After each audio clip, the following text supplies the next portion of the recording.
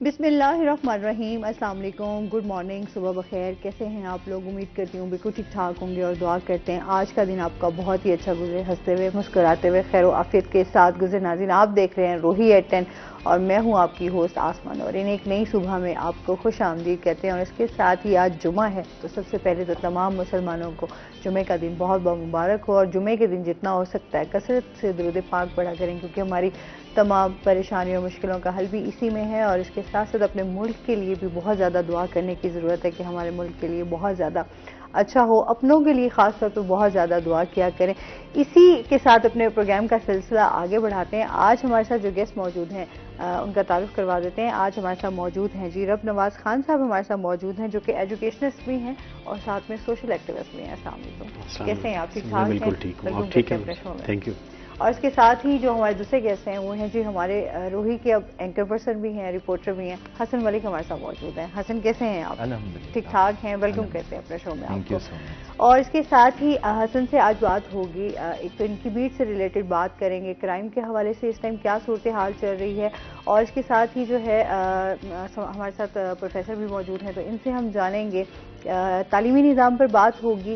اس time تعلیمی معیار کو کس طرح بہتر کیا جا سکتا ہے، اور کیونکہ چھٹیوں کے بعد جو ہے دوبارہ سے روٹین سٹارٹ ہو رہی ہے، تو اس میں جو ہے کس طرح اسٹوڈنٹس کو ریلیف ملے گا، آسانیاں ملیں گی، یا ان کو کس طرح اس روٹین میں واپس جو ہے وہ لایا جا سکے گا، تو اس حوالے سے بات ہوگی۔ آپ بھی ہمیں جوائن کر سکتے ہیں۔ اور موسم کی اگر بات کر لی جائے تو موسم اس ٹائم جو ہے وہ شدید دوبارہ سے گرمی جو ہے اس کی بڑھ رہی ہے شدت، تو آپ نے اپنا بہت زیادہ خیال رکھنا ہے، اپنی صحت کا بھی بہت زیادہ خیال رکھنا ہے، کیونکہ اچھی صحت جو ہے وہ بہت زیادہ ضروری ہے۔ تو اس کے ساتھ ہی جو ہے رب نواز صاحب سے بھی جانتے ہیں آپ کی سوشل ایکٹیویٹیز کے حوالے سے بھی سب سے پہلے جانیں گے کہ کیا کام کر رہے ہیں، اس کے بعد ہم پھر تعلیمی نظام پر سوشل ایکٹیویٹی یہ ہے، جیسا کہ کیونکہ میں تھوڑا سا اپنا تعارف کرا دوں سب سے پہلے، تو نام میرا رب نواز خان ہے، سینئر ہیڈ ماسٹر ہوں گورنمنٹ جوہر ہائی اسکول میں، اور ڈسٹرکٹ ہیڈ ماسٹر ایسوسی ایشن ملتان کا میں وائس پریزیڈنٹ بھی ہوں۔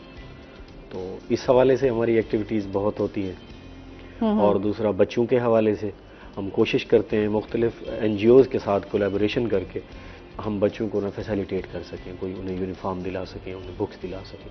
اس حوالے سے میرا بہت بڑا کام ہے۔ صحیح۔ ابھی آپ ویسے کیا دیکھ رہے ہیں بچوں کے کیا ایشوز ہیں؟ بچوں کا سب سے جو ابھی ریسنٹلی جو آیا یہ مہنگائی کا طوفان ہے، کیونکہ غربت اب اتنی زیادہ ہو چکی ہے، اب والدین کے پاس یہ افورڈ ہی نہیں کر سکتے بچوں کے جو ایکسپینسز ہیں، جو تعلیم پہ اٹھنے والے اخراجات ہیں، بیچارے بہت پریشان ہوتے ہیں کہ ہم انہیں کس طرح سے پورا کریں۔ ہمیں جو مسائل پیش آ رہے ہیں بچوں کے حوالے سے وہ یہ ہے، نہ ان کے پاس کوئی کاپیاں ہوتی ہیں، نہ ان کے پاس کوئی پینسلیں ہوتی ہیں، تو سب سے زیادہ یہ ایجوکیشن میں رکاوٹ ہے اس حوالے سے۔ صحیح۔ اچھا، جس طرح ابھی ہم تعلیمی نظام سے حوالے سے اکثر ہمارے ساتھ جو ہے گیسٹ موجود ہوتے ہیں، ایجوکیشنسٹ ہوتے ہیں، ہم ان سے یہی کوشچن کہتے ہیں کیا آپ سمجھتے ہیں کہ جو ہمارا تعلیمی نظام ہے وہ بہت زیادہ سیٹسفائی ہیں آپ اس سے؟ بہرحال میں اس میں مکمل طور پہ تو نہیں کہہ سکتا کہ ہم سیٹسفائیڈ ہیں اس سے، کیونکہ ہمارے ہاں دو چیزیں ہوتی ہیں، ایک علم تعلیم ہوتی ہے، دوسری تربیت ہوتی ہے۔ ہم شاید تعلیم تو دے رہے ہیں کسی نہ کسی لیول پہ جا کے، لیکن تربیت مکمل طور پر ہم اس کے بہت پیچھے چلے گئے تربیت کے حوالے سے۔ تربیت کا فقدان آپ کو ہر جگہ جو ہے بہت زیادہ ہے۔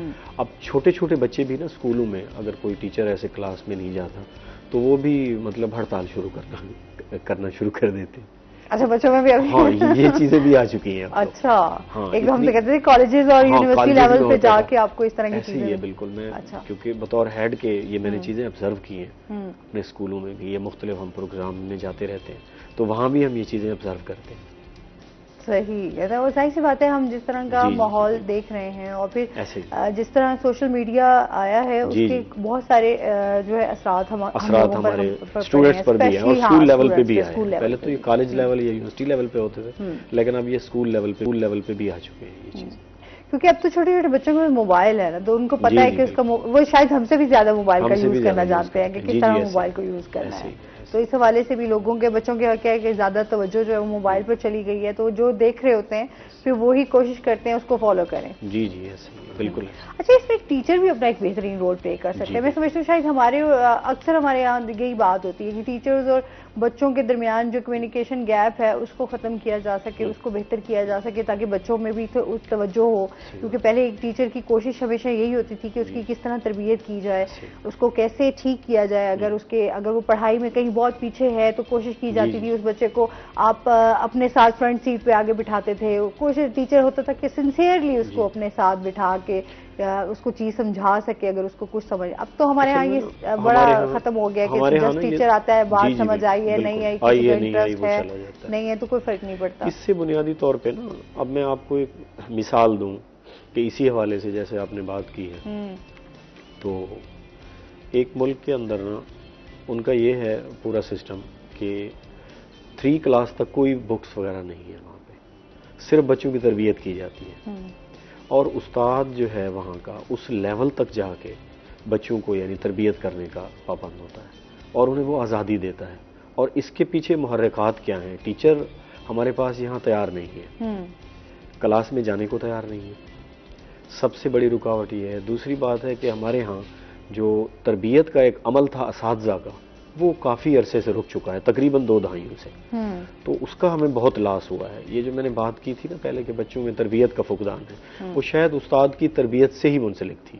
اگر ہم اپنے ٹیچر کو اویئرنیس دیتے رہتے، ان کی اچھی تربیت کرتے رہتے، ان کے ریفریشر کورسز کرواتے رہتے، تو ہمیں اس صورتحال کا سامنا نہ کرنا پڑتا. بالکل جی. ایک کالر ہے ہمارے ساتھ. السلام علیکم. کال ڈراپ ہو گئی ہے. اچھا، بالکل آپ نے یہ بات ہی کی ہے کہ ایک جو ہے کیونکہ یہ جو بچے ہوتے ہیں یہ ہمارے قوم کے سمجھنے مستقبل ہے. جی جی بالکل. اچھا، اس کے حوالے سے تربیت آج کل ہم جو ہے وہ بچوں کی اس طریقے سے نہیں کر پا رہے. ٹیچرز بھی اور شاید پیرنٹس کے پاس بھی اب اس طریقے سے ٹائم نہیں ہے کہ وہ بھی گیپ ہے. اس میں مزید بھی آپ سے جانتے ہیں، حسن سے جانتے ہیں. حسن، اس ٹائم کرائم کے حوالے سے بات کریں گے. جس ٹائم کرائم کی کیا صورتحال ہے اور اس ٹائم جو پولیس ہے وہ اپنا کیا کردار کر رہی ہے پیش؟ بسم اللہ الرحمن. کرائم کے حوالے سے اگر بات کریں تو کرائم کی تو روز بروز بد سے بدتر صورتحال دیکھنے کو آ رہی ہے. آپ یہ دیکھیں کہ اب سب سے زیادہ پرابلم یہ ہوتا تھا، پہلے لوگ کہتے تھے کہ رات کے ٹائم آپ گھروں سے باہر نہ نکلیں، کہیں پر آپ سے کوئی سنیچنگ ہو سکتی ہے، رابری ہو سکتی ہے، کچھ بھی اس طرح سے ہو سکتا ہے. اور وہ بھی ان سڑکوں پر، ان شاہراہوں پر جو سنسان ہوتی ہیں یا جو شہر سے باہر ہوتی ہیں. پہلے سننے میں یہ چیز آتی تھی. مگر انفارچونیٹلی اب آپ اگر دیکھیں کرنٹ سچویشن کیا ہے. کرنٹ سچویشن میں آپ اگر دن دہاڑے بھی جا رہے ہیں تو آپ کو نہیں پتا آپ کے آگے کوئی ایک موٹر بائک والا آ کر آپ کو چیمبر مار کر کہے کہ جی آپ کے پاس جو چیزیں آپ دے دیں. میں آپ کو اگر ابھی کا واقعہ بتاؤں، ایک میرا دوست ہے، وہ میڈیکل سٹور ہے ان کا، تو وہ رات کے ٹائم جا رہا تھا. اس کا گھر ہے تھانہ BZ کی حدود میں، ذکریہ ٹاؤن والی سائڈ پر. تو وہ کہتا ہے کہ میں اپنے گھر کے، رات کا ٹائم تھا تقریباً 12-1 کے قریب کا، وہ کہتا ہے میں اپنے گھر کی گلی میں انٹر ہوا ہوں، گارڈ بھی بیٹھا ہوا ہے، سب کچھ ہے. تو جیسے ہی میں گھر کے اوپر جا کر رکا ہوں، جتنی دیر میں چابی لگا کر دروازہ کھولنے لگا ہوں، اتنی دیر میں 2 لڑکے آئے ہیں، بالکل نوجوان. انہوں نے آ کر گن پوائنٹ پر ہمیں کہا ہے کہ ابھی آپ لوگ میڈیکل سٹور بند کر کے آئے ہیں، آپ کے پاس پیسے ہوں گے، جتنے پیسے ہیں دے دیں. ذرا برابر مزاحمت نہیں کرنی، مزاحمت کریں گے ہم آپ کو فائر مار دیں گے. کہتے ہیں ود ان ایسے سمجھ لیں کہ 30 سیکنڈ یہ سارا وقوع ہوا ہے. وقوع کرنے کے بعد وہ لوگ فرار ہو گئے ہیں. اسی ٹائم اب جو بات ہے، حیران کن بات تو اب سٹارٹ ہونے والی ہے. کہتے ہیں رات 1-1:30 بجے کا ٹائم تھا، فوراً ہم نے 15 کی ہے. 15 والوں نے کہا ہے کہ ہم آپ کے پاس تھوڑی دیر میں آ رہے ہیں. کہتے ہیں گھنٹہ گزر گیا، کوئی نہیں آیا. 2:30 بجے دوبارہ 15 کی ہے. 2:30 بجے 15 کرنے کے بعد وہ دوبارہ انہوں نے کہا ہے کہ ہم تھوڑی دیر میں آ رہے ہیں. تیسری مرتبہ پھر 15 کی ہے. تیسری مرتبہ 15 کرنے کے بعد انہوں نے کہا ہے کہ ہماری گاڑیوں میں پیٹرول نہیں ہے، آپ کا اگر کوئی پرابلم ہوا ہے، سنیچنگ ہو گئی ہے، کتنے کو یہ 50-60 ہزار کی ہوئی ہوگی، تو آپ لوگ تھانے آ جائیے گا، صبح آ کر پھر رپورٹ کروا لیجئے گا. ہم آ کر کل آپ کا جائے وقوع دیکھ لیں گے کہاں پر آپ کے ساتھ واردات ہوئی ہے. یعنی کرنٹلی سچویشن میں آپ صرف یہ دیکھیں کہ ایک بندہ جس کے ساتھ سنیچنگ ہو رہی ہے، جس کے ساتھ رابری ہو رہی ہے، جس کے ساتھ، یعنی آپ یہ دیکھیں کہ اگر وہ اس موقع پر تھوڑی سی مزاحمت کرتے، فائر شائر لگ جاتا، کچھ ہو جاتا، کچھ بھی ہو سکتا تھا، ایکسٹریم کیس بن سکتا تھا. اس میں بھی پولیس والوں کے پاس گاڑیوں میں پیٹرول نہیں ہے، ڈیزل نہیں ہے. یعنی اس کا مطلب یہ ہے کہ ایک تھانے کی حدود میں واردات ہو رہی ہے، ایک عام شہری فون کر کے کہہ رہا ہے کہ جی میرے ساتھ یہ پرابلم ہو گیا ہے، آگے سے جواب یہ آ رہا ہے کہ جی ہمارے پاس پیٹرول ہی نہیں ہے، آپ لوگ کل آ کر بتا دیجئے گا۔ المیہ تو یہ ہے کہ جو ہمارے محافظ ہیں وہی، اب تو یہ کبھی کبھار ایسا لگتا ہے کہ وہ ہمارے محافظ نہیں ہیں، ہم ان کے محافظ ہیں، ہمیں اپنی حفاظت خود کرنی پڑے گی۔ یہ حقیقت ہے، اب تو یہ چیزیں آپ کو خود ہی اپنی جان کی حفاظت بھی خود ہی کرنی ہے، آپ کو بہت ساری چیزوں کو خود ہی احتیاط کرنی پڑے گی، کیونکہ ہمارے ہاں اب جو سسٹم چل رہا ہے چیزیں ہیں ابھی، کیونکہ جس طرح آپ یہ بتا رہے ہیں اسی طریقے سے کچھ دن پہلے بھی ایک واقعہ اسی طرح پیش آیا کہ دو بھائی جا رہے تھے اور اس پہ بھی آپ کی ڈکیتی کی واردات ہوئی اور اس میں تھوڑی سی مزاحمت پہ انہوں نے ایک بھائی کو مار دیا۔ جی ہاں۔ اور اس طریقے کے بہت سارے ایسے واقعات ہیں جو ہمارے ہاں سامنے آ جاتے ہیں، کچھ ایسے ہوتے ہیں جن کا کوئی پتہ ہی نہیں ہوتا۔ ابھی جو ہے ہم دیکھتے ہیں قتل کے واقعات جو ہیں وہ بھی بڑھ رہے ہیں۔ ابھی آپ نے دیکھا ہوگا ایک ڈاکٹر کو بھی جو ہے قتل کیا گیا اور اس کے بعد جو ہے اس کی لاش جو ہے وہ آپ کو برآمد ہو رہی ہے ایک نہر سے۔ جی ہاں۔ تو اس طرح کی چیزیں، اس طرح کا کرائم جو ہے وہ دن بہ دن بڑھتا جا رہا ہے، لوگوں کے دلوں سے ڈر اور خوف جو ہے نا وہ ختم ہوتا جا رہا ہے کہ اگر وہ کچھ کرائم کر رہے ہیں تو ان کے ذہن میں یہ ہے ہی نہیں کہ ہم پکڑے جائیں گے یا ہمیں سزا بھی ہو سکتی ہے یا ہمیں اس کا کچھ بھی جو ہے وہ اس کے اگینسٹ ہمیں کچھ بھی ہو سکتا ہے۔ لوگوں کے دلوں میں پولیس والا تو اب ڈر خوف ختم ہو چکا ہے۔ آپ نے بڑی اچھی بات کی ہے، ڈر خوف ختم ہوتا جا رہا ہے۔ کیوں ختم ہوتا جا رہا ہے؟ لا قانونیت کی وجہ سے، عدم برداشت کی وجہ سے۔ یہ دو مین فیکٹرز ہیں، اور بھی چھوٹے چھوٹے فیکٹرز ہیں جو انوالو ہوتے ہیں، دو مین فیکٹرز ہیں۔ آپ یہ دیکھیں کہ یہی قانون، اسے آپ تھوڑی سی سپیس دے دیں اور امپلیمنٹیشن کروانا سٹارٹ کر دیں۔ جس بندے نے چوری کی ہے صحیح عدالتیں لگیں اور فیصلہ ہو کہ جس بندے نے چوری کی ہے اس کے ہاتھ کاٹے جائیں۔ یقین کریں، آن کیمرہ میں یہ بات کر رہا ہوں، ایک دو واقعات ایسے ہوں گے، اس کے بعد معاشرہ بالکل فلیٹ ہو جائے گا ہمارا۔ کیوں؟ وجہ یہی ہے، سب کو پتہ ہے کہ جی ہمارا تعلق ہے کسی M N A M P A کے ساتھ، وزیر کے ساتھ، یا نہیں تو متعلقہ جو تھانے کا ایس ایچ او ہے ہماری اس کے ساتھ بنتی ہے، وہ ہمارے خلاف ایف آئی آر ہی نہیں کرے گا۔ میں جس طرح مرضی دن آتا رہا ہوں، مجھے پوچھنے والا ہی کوئی نہیں ہے۔ ایک غریب بندہ، اب آپ یہ دیکھ لیں کہ اس کے ساتھ واقعہ ہوا ہے اور پرسوں رات کا یہ واقعہ ہے، کل پورا دن گزر گیا، وہ میرے ساتھ کانٹیکٹ میں تھا اور اس کی ابھی تک ایف آئی آر نہیں ہوئی۔ یعنی یہ دیکھ لیں کہ تقریباً 36 گھنٹے گزر چکے ہیں اس واقعے کو۔ وہ 5 مرتبہ 15 کر چکے، 2 مرتبہ وہ پولیس اسٹیشن جا چکے۔ پولیس اسٹیشن جانے کے بعد وہ حیرانی تو اس بات کی ہے کہ آپ یہ دیکھیں کہ پولیس اسٹیشن وہ گیا ہے، پولیس اسٹیشن جا کر اس نے کہا ہے کہ آپ میری ایف آئی آر کر دیں اور یہ اس طرح سے معاملہ ہے۔ اوپر سے وہ جو محرر صاحب بیٹھے ہوئے تو وہ اسے کہتے ہیں کہ سامنے اسٹیشنری کی دکان ہے، 2 بال پین لے آئیں، 4 پلین کاغذ لے آئیں، 2 ربڑ لے آئیں، 1 اسکیل لے آئیں، پھر اس کے بعد میں آپ کی ایف آئی آر درج کروں گا۔ ہمارے پاس کاغذ ہی نہیں ہے۔ حسن نے ہنسی کنٹرول کر کے اسٹوری بتا دی ہے۔ اگر یہ حالات ہے شاید ہم غریبوں کا وہ کہیں نا کہ جی فلاں بندے کے یہ مسئلے مسائل ہیں، تو اب تو ہمیں لگتا ہے کہ پولیس والوں کو بھی ہمیں مسئلے مسائل یہاں پہ بیان کرنے پڑیں گے کہ ان کے پاس یہ چیزیں بھی موجود نہیں ہیں۔ انفارچونیٹلی دیکھیں، ہمیں یہاں پر ہنسی آ رہی ہے، رونے کا مقام ہے، ہمارے لیے شرمندگی کا مقام ہے کہ آپ یہ دیکھیں کہ باہر کے ممالک میں اگر جب ہم کہیں دیکھتے ہیں تو وہاں پر سب سے پہلے وہ لوگ یہ کہتے ہیں کہ آپ میرے ساتھ جھگڑا کر رہے ہیں، میں پولیس کو بلا لوں گا یہاں پر۔ دوسرا بندہ وہیں گھبرا جاتا ہے۔ یہاں پر 2 بندے جھگڑا کر رہے ہیں، تیسرا کہتے ہیں میں 15 کو، وہ کہتے ہیں یہ دیکھ ہاتھ میرے بندے ہیں، ہم آپس میں صلح کر لیتے ہیں، پولیس والوں کو نہ بلو، ہمیں تو ان کے ساتھ معاملہ بنانے میں بڑا ٹائم لگ جائے گا۔ صحیح ہے، وہی بات آ جاتی ہے کہ جب یہ سسٹم کی ہم بات کرتے ہیں تو سسٹم میں ہمارے بہت ساری خرابیاں ہیں، اور سسٹم کو بہتر کرنے کے لیے بات وہی آ جاتی ہے کہ ہمارے ہاں شروع سے ہی وہی سر والی بات کریں گے کہ تربیت کا فقدان ہر جگہ ہے، ہر ادارے میں ہے، اور ہم لوگ کسی ایک شخص کو بلیم نہیں کر سکتے، کسی ایک ادارے کو بلیم نہیں کر سکتے۔ اس میں ہر انسان کی اپنی ایک ذمہ داری ہے جس کو ہمیں وہ اپنی ذمہ داری کو سمجھنے سے بھی قاصر ہے۔ ایسے ہی ہے سر؟ بالکل۔ اچھا، ہمارے بچوں میں اسپیشلی جس طرح ابھی ہم اس کو اسی سے ریلیٹ کریں گے کیونکہ نوجوانوں میں ہم بہت زیادہ یہ چیزیں دیکھ رہے ہیں، بچوں میں اسپیشلی یہ دیکھ رہے ہیں کہ انہوں نے یہاں پہ جس طرح ہاسٹل میں آ کے بچے دور سے کئی علاقوں سے یہاں پہ پڑھنے آئے ہوئے ہیں، تو ان کا مین جو ہے کہ انہوں نے اپنے اخراجات کس طرح پورے کرنے ہیں یا کچھ بھی ان کی جو ایکٹیویٹیز ہیں وہ بھی اس طرح کے جرائم میں ملوث ہو جاتے ہیں، اور ان کی سمجھ نہیں آتی کہ تربیت کس طرح کی جاتی ہے، یا ان کو لوگوں کی کیبنٹ جو ہے وہ آپ کو زیادہ متاثر کرتی ہے۔ کیا کہیں گے اس بارے میں آپ؟ اصل میں ایسا ہے کہ جب بچہ کسی دور دراز علاقے سے آتا ہے پڑھنے کے لیے، ہاسٹل اختیار کرتا ہے یا اس میں رہائش پذیر ہوتا ہے، تو ہوتا یوں ہے وہاں مختلف قسم کے لوگ یا بچے وہ موجود ہوتے ہیں آپ کے ساتھ، وہ بیسکلی ان کی کاپی کر رہا ہوتا ہے۔ تمام والدین جتنے بھی اپنے بچوں کو دور بھیجتے ہیں وہ اپنا ایسٹیمیٹ اخراجات کا لگا کے ہی بھیجتے ہیں، ایسے نہیں بھیجتے وہ. انہیں پتہ ہوتا ہے میرا بچہ یہ ملتان جا رہا ہے راجن پور سے، تو اس پہ کتنا خرچہ آئے گا ایک مہینے کا، وہ پورا ایسٹیمیٹ لگاتے ہیں. لیکن آگے بچے پہ ڈیپینڈ کرتا ہے، وہ بچہ آ کے اس ماحول کو اڈاپٹ کرنا شروع کر دیتا ہے جو اس سے قدرے بہتر بچے پوزیشن والا بچہ جو ہے نا وہ وہاں پرفارم کرتا ہے. تو وہ پھر ان اخراجات کو میٹ کرنے کے لیے اسی طرز کے چھوٹے موٹے جرائم، جیسے سر نے ابھی بات کی کہ سنیچنگ ہو گئی، اس طرح کی موبائل کسی کا لے لیا، چھپا لیا، چھین لیا، یا اس طرح کی چھوٹی موٹی وارداتیں کر کے پھر وہ ان تمام اخراجات کو میٹ کرنے کی کوشش کرتا ہے وہ بچہ، تاکہ میں ان کے برابر ہو سکوں سب کے. اچھا، اور یہ انتہائی غلط ہے، اور بعض اوقات اسے پھر اس کے بہت زیادہ بھیانک نتائج بھی بھگتنے پڑتے ہیں اس بچے کو. وہ پھر مطلب مجرم کی سائڈ پہ چلا جاتا ہے، اس کی پڑھائی کہیں پیچھے رہ جاتی ہے اور وہ پھر جرم میں دھنستا چلا جاتا ہے اس طرح سے. اچھا، جس طرح بچوں کے حوالے سے ذہن سازی ان پہ تربیت پہ ہم بات کریں گے کہ کس طرح اس کو بہتر بنایا جا سکتا ہے، آپ کیا سمجھتے ہیں؟ آپ ٹیچر ہیں. میں کیونکہ تقریباً مجھے کو 20 سال ہونے کو ہیں ایجوکیشن ڈپارٹمنٹ، تو میں نے جو یہاں فیل کیا ہے بیسیکلی ہمارے ہاں بزم ادب یہ ان چیزوں کو بہت فقدان ہے.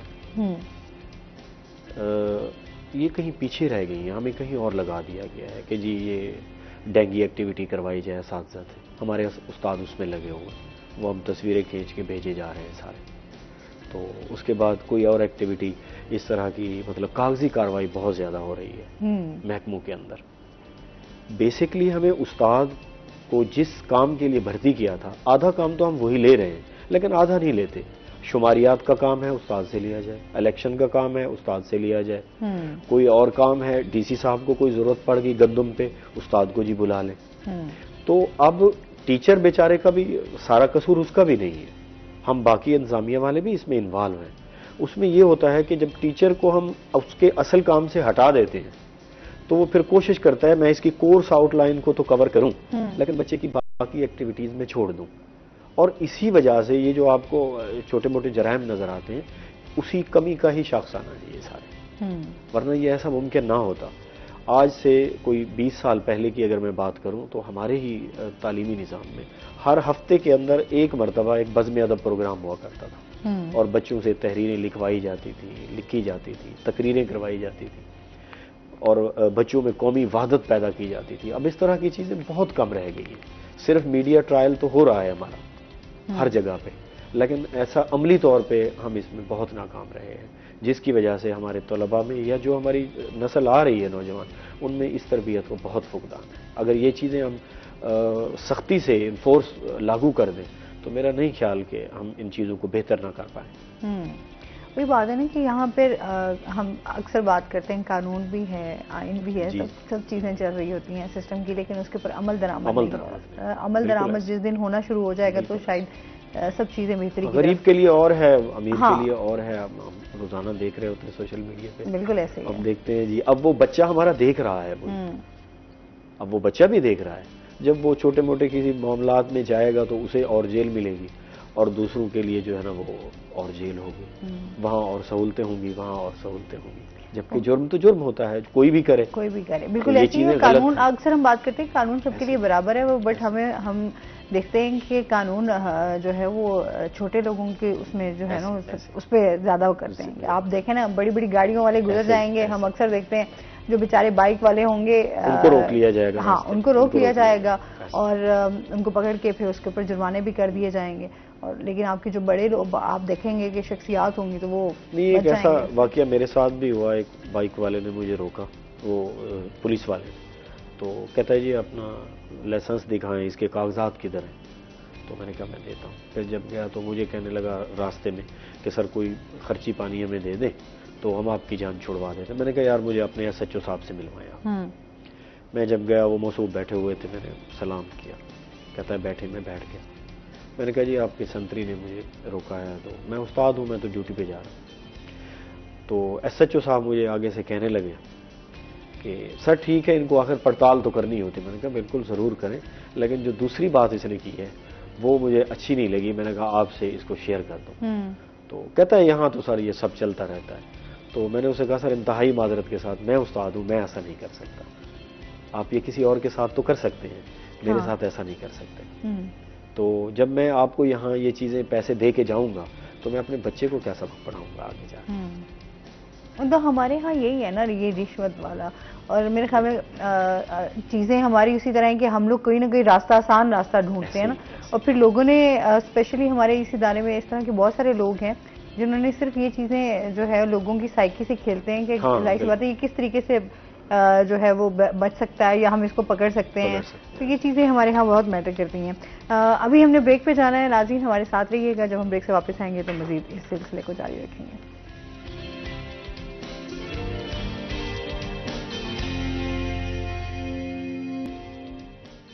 ویلکم بیک ناظرین, روہی ایٹ 10 میں آپ کو خوش آمدید کہتے ہیں.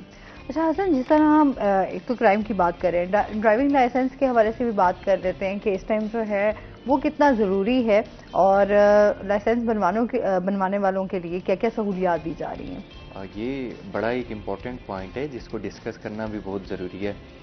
ڈرائیونگ لائسنس تو دیکھیں میرا خیال میں سب سے زیادہ جو ریشو ہم دیکھتے ہیں ایکسیڈنٹ کی, وہ ہم دیکھتے ہیں موٹر بائکس والوں کی زیادہ ہوتی ہیں, لوڈر رکشہ والوں کی زیادہ ہوتی ہیں, یا رکشے والوں کی زیادہ ہوتی ہیں. تو اب آپ یہ دیکھیں کہ جب ہم لوگ باہر سڑکوں پر نکلتے ہیں تو چھوٹے چھوٹے بچے جن کی ابھی میرا خیال میں پورے پیر ہی زمین تک نہیں لگ رہے ہوتے موٹر سائیکل پر بیٹھنے کے بعد, اور وہ کتنی تیز رفتاری کے ساتھ موٹر بائکس چلا رہے ہوتے ہیں. سب سے پہلے تو اس میں قصور آتا ہے والدین کا, کہ ایک بچہ جب گھر سے موٹر بائک لے کر نکل رہا ہے تو والد والدہ بڑے بھائی بہنوں کو کسی کو نہیں پتہ چل رہا وہ بائک لے کر جا رہے ہیں, اور وہ مین آپ بوسن روڈ پر دیکھ لیں کتنی تیز رفتاری کے ساتھ چھوٹے چھوٹے بچے بائکس چلا رہے ہوتے ہیں. ڈرائیونگ لائسنس تو بہت ضروری ہے سب کے لیے. دوسرے نمبر پر جو اس میں بہت امپورٹنٹ چیز اب جو ایک ایسے سمجھ لیں انوویشن آئی ہے, وہ یہ ہے کہ پہلے جو بھی ڈرائیونگ لائسنس بنوانے جاتا تھا تھانہ سیتل ماڑی, سٹی ٹریفک پولیس کا وہاں دفتر ہے, ایک تو لوگوں کو جانے میں بڑی ڈیفیکلٹی ہوتی تھی کہ پہلے پولیس لائن میں تھا, مین ہب میں تھا, اب تو جاتے جاتے بندے کی آدھا ٹائم تو وہیں لگ جاتے آتے آتے, یعنی گرمی میں جا رہا ہے تو بندہ ویسے ہی ہلکان ہو جائے, سردی میں جا رہا ہے تو ویسے ہی ہلکان ہو جائے. تو اس کے بعد یہ سلسلہ تھا کہ وہاں جا کر جتنے بھی ڈاکٹرز تھے, آئی ٹیسٹ ہوتا تھا وہ آپ کو کسی اور ہاسپٹل سے کروانا پڑتا تھا, سول ہاسپٹل آنا پڑتا تھا, شہباز شریف ہاسپٹل آنا پڑتا تھا. تو آپ یہ دیکھیں کہ ایک بندہ جو ملتان کے دوسرے کونے میں رہتا ہے, یعنی گارڈن ٹاؤن ایک بندہ رہتا ہے, وہ پہلے تھانہ سیتل ماڑی جا رہا ہے, پھر وہ اس کے بعد شہباز شریف ہاسپٹل جا رہا ہے, پھر تھانہ سیتل. یہ ایک بہت لمبا پروسیس تھا. پھر 60 ٹکٹیں لگتی ہیں, ٹکٹوں کے لیے وہ کسی بھی پوسٹ آفس جا رہا ہے. اب سٹی ٹریفک پولیس نے جو ملتان میں ایک انوویشن کی ہے وہ کیا ہے, ایک ہی چھت کے نیچے تمام سہولیات پرووائڈ کرنا سٹارٹ کرتی ہیں. یعنی ایک بندہ صرف خود جائے اور اپنا اوریجنل شناختی کارڈ لے کر جائے, فوٹو کاپی سے لے کر آئی ٹیسٹ تک ایچ اینڈ ایوری تھنگ ایک ہی چھت کے اندر موجود ہے. یعنی ڈاکٹر کو بھی وہیں بٹھایا ہوا ہے انہوں نے, فوراً میڈیکل سرٹیفکیٹ وہ بنوائے, اپنا آئی سائٹ ٹیسٹ کروائے ڈاکٹر سے ہو کے, اس کے بعد ساتھ ہی پوسٹ آفس والوں کاؤنٹر ہے وہاں سے وہ ٹکٹس لے آگے ہی سیم ایسے کاؤنٹر ترتیب کے ساتھ انہوں نے کاؤنٹر ترتیب دیے ہوئے ہیں. یعنی ایک بندہ اگر انٹر ہوتا ہے سب سے پہلے وہ ڈاکٹر کے پاس چلا جائے, اس کے بعد وہ آ جائے پوسٹ آفس والوں کے پاس, اس کے بعد وہ آ جائے اپنے بایو میٹرک والی سائٹ پر, اس کے بعد وہ آ جائے اپنے قوائف والی سائٹ پر, ایسے ہوتا ہوتا وہ سائٹ سے ایگزٹ ہو جائے. تو یہ ملتان میں ایک بہت اچھی انوویشن آئی ہے, سٹی ٹریفک پولیس کا بہت اچھا اقدام ہے. ویسے اگر ہم گزشتہ کئی دنوں سے دیکھتے ہیں تو سٹی ٹریفک پولیس کافی زیادہ اچھے اقدامات کر رہی ہے. یعنی کبھی ان کے ہوتے ہیں کہ ٹریفک کی آگاہی کے لیے ریلیٹڈ ہوتے ہیں, ان کے جتنے بھی سیمینارز ہوتے ہیں یا آگاہی مہمات ہوتی ہیں. پھر اس کے بعد ہم دیکھتے ہیں کہ لائن اور لین میں فرق سمجھایا جا رہا ہوتا ہے. اس کے بعد ہیلمٹ کے اوپر تو اب پابندی لگی اور اب زیادہ سختی ہوئی ہے. ہیلمٹ پر پابندی سے پہلے بھی ملتان میں سٹی ٹریفک پولیس نے لوگوں کے لیے آگاہی سیمینارز کنڈکٹ کرنا اسٹارٹ کر دیے تھے. سب سے زیادہ کہاں پر, ایجوکیشنل انسٹیٹیوٹس میں, کالجز میں, اس کے بعد یونیورسٹیز کے فرسٹ سیکنڈ سیمسٹر تک. یعنی یہ وہ لوگ ہوتے ہیں جنہیں تھوڑا سا ڈی ٹریک اور ڈی ریل یہ والے بچے زیادہ ہو جاتے ہیں, تو انہیں سمجھایا جاتا تھا. پھر اس کے بعد اب تو یہ بھی کیا ہے کہ جہاں پر ایک سائڈ ایریاز ہیں تو وہاں پر سٹی ٹریفک پولیس کی ایک وین بھی جاتی ہے. یعنی جس نے رینیو کروانا ہے اپنا ڈرائیونگ لائسنس, جس نے بنوانا ہے, تو دہلیز کے اوپر ہی تمام چیزیں موجود ہیں. یعنی ملتان کے باسیوں کے لیے یہ ایک اچھی خبر ہے کہ وہ لائسنس بہت زیادہ ضروری ہے. لائسنس بنوانے کے لیے جب وہ جائیں تو جسٹ وہ اوریجنل شناختی کارڈ لے کر جائیں, under one roof at doorstep ایسے سمجھ لیں, ون ونڈو آپریشن کے نام سے ان کا یہ تمام پروگرام جاری ہے، اور تمام لوگ جو ہیں وہ لائسنس بنوا لیں تو بہت اچھی بات ہے۔ اچھا لائسنس واقعی اچھا باہر کے ممالک میں، یہاں تو ہمارے ہاں بڑا ایزی ہے نا لائسنس بنوانا. ابھی تو یہاں پر ہم لوگ دیکھتے ہیں کہ لوگ جو ہے اگر وہاں پر ٹیسٹ نہیں بھی دیتے تو بہت سارے اور طریقے ڈھونڈ کر لائسنس بنوا لیے جاتے ہیں. اور اگر آپ باہر کے ممالک میں دیکھیں وہاں کے رولز کو کافی فالو، اور وہاں لائسنس ملنا جو ہے وہ بڑا مشکل ہوتا ہے. ایک تو آپ کو اس کی ڈرائیونگ کے حوالے سے آپ کو تمام ٹیسٹ جو ہیں وہ پورے کرنے پڑتے ہیں، دین آپ کو جو ہے آپ کو ڈرائیونگ لائسنس دیا جاتا ہے، اور اس سے پہلے آپ کو گاڑی بھی وہاں پر نہیں آپ کو چلانے دی جاتی. اچھا یہاں پر تو ہمارے ہاں یہ چیزوں کو بڑا بہتر کرنے کی ضرورت ہے کہ ہم جس طرح آپ نے بات کی بچوں کی اسپیشلی، تو بچے واقعی ہمارے ہاں یہاں گاڑیاں بھی چلا رہے ہوتے ہیں، اور ہمارے بچوں کو بائکس جو ہے وہ اسپیشلی دے دی جاتی ہیں، اور اسی طرح بچوں کو آئیڈیا بھی نہیں ہوتا کہ روڈ کے اوپر انہوں نے کس طرح ڈرائیو کرنی ہے یا انہوں نے بائک کس طرح چلانی ہے، جس کی وجہ سے بہت سارے واقعات ایسے ہوتے ہیں. اور اسپیشلی جیسے ابھی 14 اگست آئے گا تو آپ دیکھیے گا کہ جو اسپیشلی بچے ہیں سمجھ میں نہیں آئے گی کہ جس طرح انہوں نے جو ہے وہ ایک ون ویلنگ جو ہے وہ بہت زیادہ اور شور شرابہ، تو مجھے سمجھ نہیں آتی بچوں کی اتنی آپ نے انرجی لیول کہیں اور جگہ اپنا ہے نا. یہ تو فضول طرح کی ایکٹیویٹیز میں بچوں کو جو ہے ہم دیکھتے ہیں کہ وہ اچھا پھر وہاں پر آپ کو پولیس والے بھی جو ہیں یا اس طرح ہمارے ٹریفک پولیس والے بھی ہیں تو وہ آپ کو نظر تو آ رہے ہوں گے لیکن باتوں میں مصروف نظر آئیں گے. یہ چیز بھی بڑی دیکھنے میں نظر آئی ہے. ایسے ہی حسن ہمارے بہت سارے ہمیں ہنسی اس لیے آ جاتی ہے کہ اکثر میں خود بھی روڈ پہ جب آ رہی ہوتی ہوں تو میں دیکھتی ہوں کہ آپ کی ٹریفک جو ہے ہمارا یہ مین روڈ ہے نا ٹھیک ہے ایس پی چوک کے پاس، اور آپ کے جو پولیس وارڈن والے ہیں وہ اب کھڑے ہوں گے باتوں میں گپوں میں مصروف ہوں گے، چاہے بندے کا کہیں ایکسیڈنٹ ہو گیا یا بندہ کہیں غلط جگہ سے ڈرائیو کر رہا ہے کوئی فرق نہیں پڑتا. میں کہتی ہوں یار یہاں پہ یہ لوگ ان کا جو ان کی ڈیوٹی ہے یہ یہاں پہ کیوں کھڑے پھر نہیں کھڑا ہونا چاہیے. ٹھیک ہے جس طرح مرضی ٹریفک چل رہی ہے بس چل پھر صرف چلان کرتے ہیں. آپ کی بات بالکل ٹھیک ہے، میں آپ کی بات سے ایگری کرتا ہوں. اصل میں یوں ہے کہ 8 گھنٹے کی ڈیوٹی ہوتی ہے ایک کانسٹیبل کی، جب وہ دھوپ میں کھڑا ہوتا ہے تو عقل ویسے ہی ٹھکانے آ جاتی ہے. وہ انفارچونیٹلی کچھ اس طرح سے ہوتا ہے کہ جب ہم لوگ دیکھتے ہیں یا جب ہماری نظر پڑتی ہے تو اس ٹائم بیچارہ پسینے میں شرابور 2 منٹ کے لیے سائڈ پر بیٹھا ہوتا ہے اور اسی ٹائم انفارچونیٹلی رش بھی ہو جاتا ہے اور اسی ٹائم ایکسیڈنٹ بھی ہو جاتا ہے. لیکن اکثر ہم یہ بھی احساس تو ہم کرتے ہیں، ظاہر سی بات ہے احساس بھی ہونا ضروری ہے کہ ہم نے اپنی ذمہ داریوں کو بھی سمجھنا ہے، کیونکہ ہم یہ بات نہیں کر سکتے کہ یہاں پر صرف پولیس والا یا آپ کا جو یہاں پر لوگ کھڑے ڈیوٹی دے رہے ہیں صرف ان کی ذمہ داری ہے، ہماری اپنی بھی بہت ساری ذمہ داریاں بالکل ایسا ہی ہے. بالکل ہمارے اسپیشلی رکشہ والے جو حضرات ہوں گے چاہے آپ کے بائک والے ہوں گے ان کو کوشش ہوتی ہے وہ کہیں نہ کہیں سے راستہ نکال کے نہ بس فوراً نکل جائیں. بالکل. اور اس چکر میں وہ بہت سے ٹریفک کو بہت زیادہ متاثر کرتے ہیں. وہ شاید آپ کو ہنسی تو نہ آئے، میں ابھی کچھ دیر پہلے مجھے ہنسی آ جاتی ہوتی ہے حسن. میں ابھی کچھ دیر پہلے ایک ویڈیو دیکھ رہا تھا تو اس میں وہ ایک شخص بڑے جوش خطابت کر رہا تھا اور وہ کہہ رہا تھا کہ 14 اگست آنے والی ہے، لوگ چھوٹے چھوٹے بچے موٹر سائیکل کے سلنسر نکلوا کر تیزی سے چلانے کے بعد اور جب والدین کو پتہ چلتا ہے بچہ کہاں ہے، وہ آزادی کے لیے گیا ہوا ہے. آزادی کے لیے کہاں گیا ہوا ہے؟ وہ نشتر کے ایمرجنسی وارڈ میں آزادی منا رہا ہے. تو اس دن ملک آزاد ہو جاتا ہے، ان کا گھر بھی آزاد ہو جاتا ہے.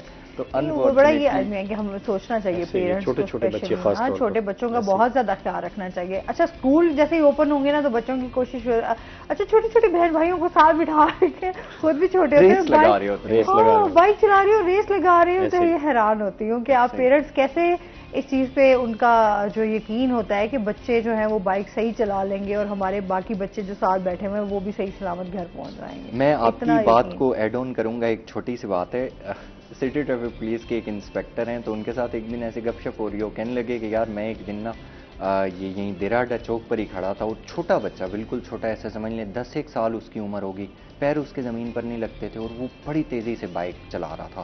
میں نے اسے روکا، میں نے اس کے جب ابو کو بلایا تو اس کے والد آ کر الٹا ہمارے سے لڑنے لگ گئے. کیوں؟ ہم نے اسے کہا کہ یار اللہ نہ کرے کہیں ایکسیڈنٹ ہو جائے کچھ ہو جائے تو آپ کے بچے کی جان چلی جائے گی. اس نے کہا کیا یار آپ جان جون جانے کی بات کر رہے ہیں، میرے گھر میں یہ سبزی لینے کے لیے نکلا تھا، اب مجھے کیا پتا تھا یہ مین روڈ پر آ جائے گا، میں نے تو اسے بھیجا تھا محلے کی دکان سے جا کر آپ سبزی لے کر آئیں، یہ اب اپنی اس کے لیے آپ نے بھی اسے روک لیا، آپ کو چاہیے تھا آپ اسے 2 تھپڑ لگاتے، آپ نے مجھے کیوں بلایا ہے؟ 2 تھپڑ لگا کر اس کی آپ گاڑی بند کر کے پھر آپ مجھے بلاتے کہ جی یہ آپ کے بچے نے یہ حرکت کی ہے. تو یعنی کہنے کا مقصد یہ ہے کہ بچے بھی اپنے اختیارات سے تجاوز کر جاتے ہیں. اس کے والد نے اگر اسے اول تو اس کے والد کو نہیں بھیجنا چاہیے تھا. اگر بالکل قریبی شاپ تھی تو اسے کہتے بیٹا آپ پیدل جا کر لے آئیں, موٹر بائک دینے کی کیا ضرورت تھی. اور دوسرا اس کا مطلب ہے اسے پتا تھا کہ میرے گھر میں چیک اینڈ بیلنس نہیں ہے, تو اس نے وہ کرتے کرتے وہ مین روڈ پر آ گیا, ایکسیڈنٹ ہو جاتا, کون ذمہ دار تھا. اچھا اسپیشلی لڑکوں میں ہوتا ہے نا, بچے ہوتے ہیں وہ فوراً سے کہتے ہیں کہ ہمارے ہاں تو پھر سہولیات دی جاتی ہیں, ظاہر سی بات ہے کوشش کی جاتی ہے کہ بچوں کو سہولیات.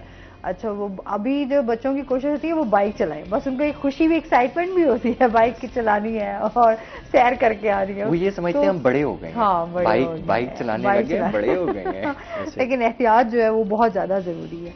اچھا جی, اس کے ساتھ ساتھ سر آپ ابھی جو ہم رزلٹ کی بھی تھوڑی سی اس پہ بات کریں گے, جو ابھی میٹرک کا رزلٹ آیا, آپ کیا سمجھتے ہیں کہ جو رزلٹ آیا وہ کوئی بہت اچھا رزلٹ آیا؟ تعلیمی ہم دیکھیں جس طرح ہماری تعلیم کو بہتری کہہ رہے ہیں کہ جی نظام سلیبس چینج ہو رہا ہے, یہاں پر ٹیچرز کی ٹریننگ دی جا رہی ہے, جو کہ حالانکہ ٹیچرز کی ٹریننگ اس طرح سے نہیں ہو رہی. کیا کہیں گے اس بارے میں؟ ایسا ہے کہ کچھ عرصہ پہلے نا پرائیویٹ سیکٹر بہت زیادہ ڈومینیٹ تھا گورنمنٹ سیکٹر پہ, لیکن ہماری یہاں پہ دو ونگز ہیں ایجوکیشن کی, ایک کو ایلیمنٹری ونگ کہا جاتا ہے, دوسرے کو سیکنڈری ونگ کہا جاتا ہے. تو ایلیمنٹری ونگ کا تعلق ٹیچر کی اچھی تربیت کر دیں تو ہمیں بہتر نتائج اس سے حاصل ہوتے ہیں.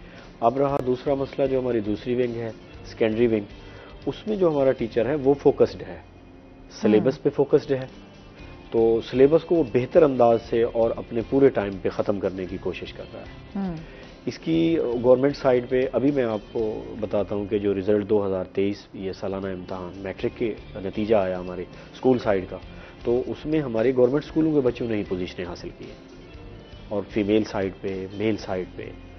تو اگر ہم ان کی ایوریج نکالیں تو سب سے زیادہ ہمارے ہی بچوں نے ایگزام میں اپیئر ہوئے, اور سب سے زیادہ پاس بھی ہمارے ہی بچے ہوئے گورنمنٹ سائڈ پہ. تو اس حوالے سے جو ہے نا یہ ہمارے اسکولوں میں بہت کام ہو رہا ہے سیکنڈری لیول کے حوالے سے. ہم اس سے تو مطمئن ہیں, ہم سیکنڈری جو لیول ہے ہمارا یہ بہت اچھے طریقے سے چل رہا ہے یا جا رہا ہے, تو اس سے تو ہمیں کوئی مطلب ایشو نہیں ہے اس حوالے سے. تو اس کی بنیاد پہ ٹیچر آپ کو ملے گا میٹرک پاس, زیادہ سے زیادہ انٹر پاس, یا چند سکول جو بڑے بڑے سکول ہیں تو ان میں آپ کو کوئی ایم ایس سی وغیرہ ملیں گے. ورنہ ہم نے 2017 میں بہت بڑی بھرتی ہوئی تھی ایجوکیشن ڈپارٹمنٹ میں ٹیچرز کی. بالکل, اس پہ مزید بات کرتے ہیں. ناظرین ابھی ہم نے جانا ہے بریک پہ, ہمارے ساتھ رہیے گا.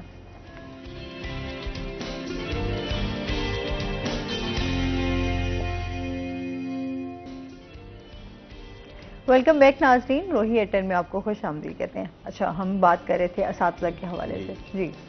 جی تو ہم وہ سیکنڈری لیول کی میں بات کر رہا تھا کہ ہماری وہاں پہ فوکس اسٹڈی ہے. اس کی وجہ یہ ہے کہ ایجوکیشن ڈپارٹمنٹ میں 2017 میں بے انتہا بھرتیاں ہوئی, تقریباً کوئی اب تک 1 لاکھ تک ہو چکی ہیں ڈپارٹمنٹ میں. تو اس سے یہ فائدہ ہوا جتنے پرائیویٹ سیکٹر میں ایم ایس سی لوگ موجود تھے یا تجربہ کار لوگ موجود تھے وہ ہمارے ڈپارٹمنٹ میں آ گئے. تو انہوں نے یہاں آ کے وہی پھر, کیونکہ جب نوجوان کوئی آتا ہے بھرتی کرتے ہیں تو جب وہ ہمارے اسکولوں میں آتا ہے تو پھر کوشش کرتا ہے کہ میں کچھ انوویشن کر سکوں یہاں پہ, یا کوئی جدت لا سکوں چیزوں میں. تو اس سے ہمیں جو ہے نا 8-10 سالوں سے بہت بہتر رزلٹ مل رہے ہیں. اس کی وجہ یہ ہے. آپ نتائج سے سیٹسفائی ہیں؟ جی اس حوالے سے. اچھا ابھی کیونکہ ظاہر سی بات ہے آپ کی زمانہ بھی جدید ہو رہا ہے, ٹیکنالوجی میں بھی اضافہ ہو رہا ہے, ٹھیک ہے, اس میں بھی جدت آ رہی ہے. ابھی ہمارے ہاں اسکولوں میں آئی ٹی کے حوالے سے اس طریقے سے گورنمنٹ اسکولوں میں اسپیشلی کام نہیں ہو رہا, کیا کہیں گے؟ کیونکہ اس میں ٹیچرز بھی اس طریقے سے ٹرین نہیں ہے, آپ کے پاس سہولیات نہیں ہے کہ بچوں کو اس طرف لایا جا سکے. ایسے ہی گورنمنٹ نے نا, حکومت پنجاب نے ایک پروجیکٹ لایا تھا آئی ٹی کا اسکولوں کے حوالے سے. 2009 میں لیبس سیٹ کی مختلف اسکولوں میں ایک پروجیکٹ آیا تھا, تو اس کے بعد انہوں نے پھر ٹیچر بھی بھرتی کرنا شروع کر دیا. بیسکلی انہوں نے 2 ٹیچر بھرتی کرنے تھے ایک ہائی اسکول میں, ایک ایلیمنٹری لیول کے لیے, ایک سیکنڈری لیول کے لیے. صحیح. اب ان سے کیا ہوا, بجٹ کے معاملات تو ہمیں شروع سے ہیں اس ملک کو, یہ مسائل تو ہیں, تو انہوں نے کیا کیا, وہ جو ایلیمنٹری سائڈ تھی کے لیے بہت اچھا انہوں نے بجٹ ایسے یہ کٹ لگا دیتے ہیں, تو وہ اس کی جو تھی ایلیمنٹری سائڈ کو انہوں نے ذرا پیچھے کر دیا, تو سیکنڈری میں ایک ایس ایس ٹی ٹیچر جو ہے ہمیں وہ دے دیا.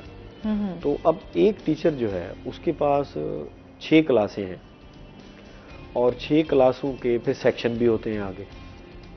تو ایک ٹیچر کس طرح یہ کیپیبل ہے کہ اس تمام کلاسوں کو پڑھا سکے؟ یہ ہماری اس میں صرف مس مینجمنٹ ہے.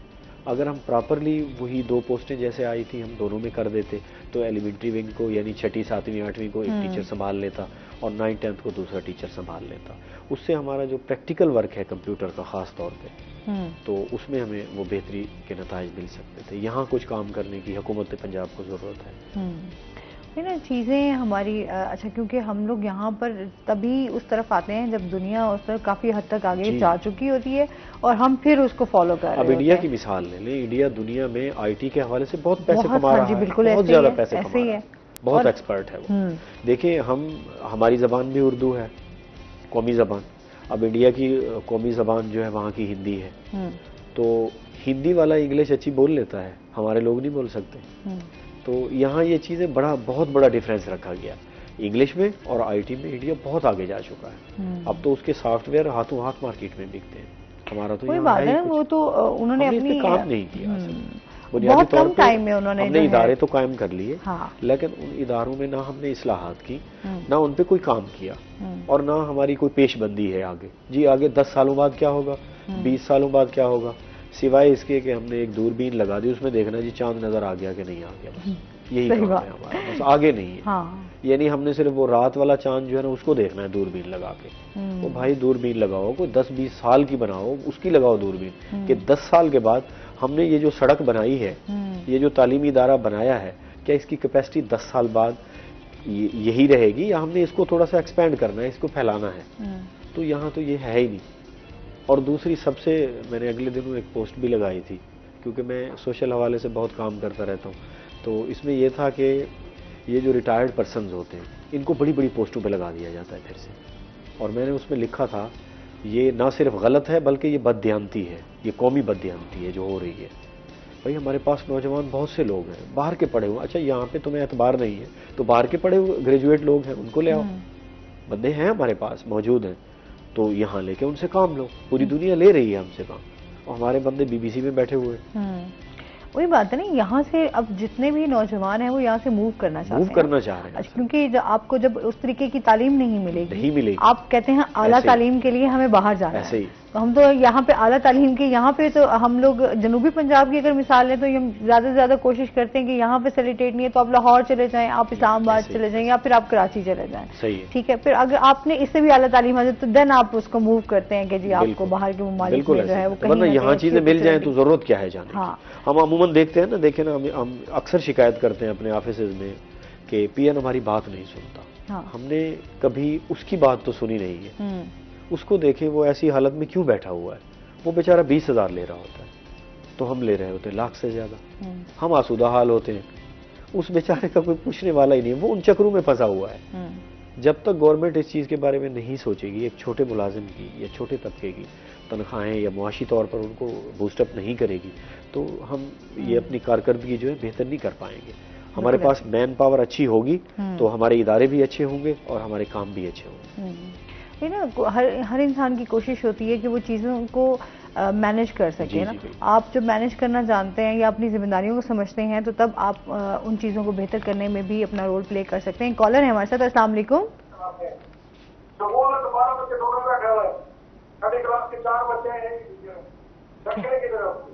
مجھے ذرا سمجھ نہیں آئی.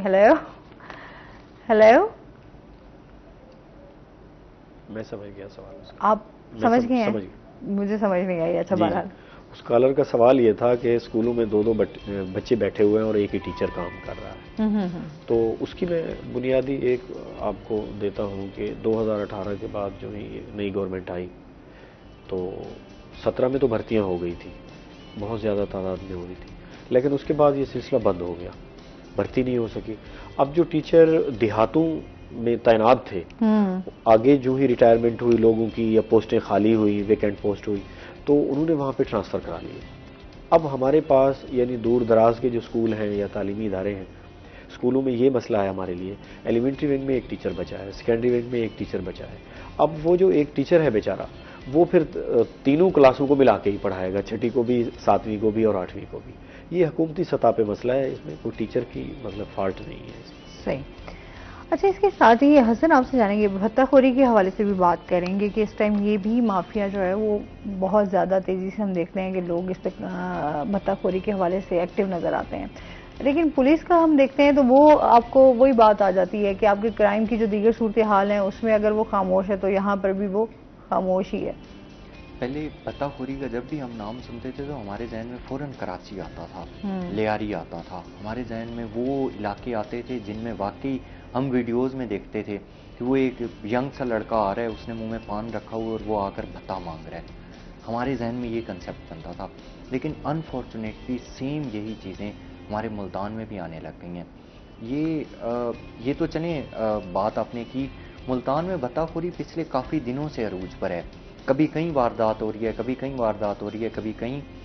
سب سے پہلے سٹارٹنگ ہوئی ہے اس کی تھانہ BZ کی حدود میں MA جناح روڈ پر, ایک پراپرٹی کا آفس ہے, وہاں پر ایک شخص ہے, وہ اس نے بھتے کی پہلے میسیجز کیے کہ جی آپ نے, انہوں نے ریفیوز کیا تو اس نے آ کر فائرنگ کر دی. وہ بڑا نامی گرامی ملزم ہے, اس نے فائرنگ کی, CCTV فوٹیج میں بھی آ گیا, ایچ اینڈ ایوری تھنگ. ان لوگوں نے پرسیو بھی کیا معاملہ, لیکن پولیس ابھی تک گرفتار نہیں کر سکی.